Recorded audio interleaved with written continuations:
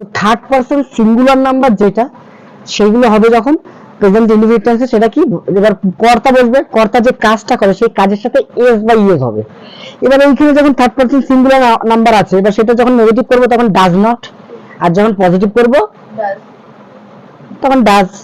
সেটা জোর দিয়ে, সেটা আমি পরে বোঝাচ্ছি, জোর করে হলে ডাজ। ও আর একটা জিনিস আমি বলে দিই, ধরো কর্তা যায়, ঠিক আছে, এবার কর্তা ধরো আমি রয়েছি, আমি যাই, তার মানে আই গো। এবার যদি সে যায় তাহলে হি গোজ হবে। এবার যদি আমি বলি সে যাই, তাহলে কি বলবে? সে যাই, মানে জোর দিয়ে বলছি, হ্যাঁ মনে থাকবে, হি ডাজ গো।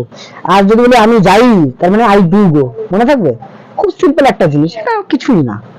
আমি বলি আমি ডেলি যাই, আমি যাই, মানে এই একটা জোর দিয়ে বলছি, তার মানে I do go, he does go, তাই তো?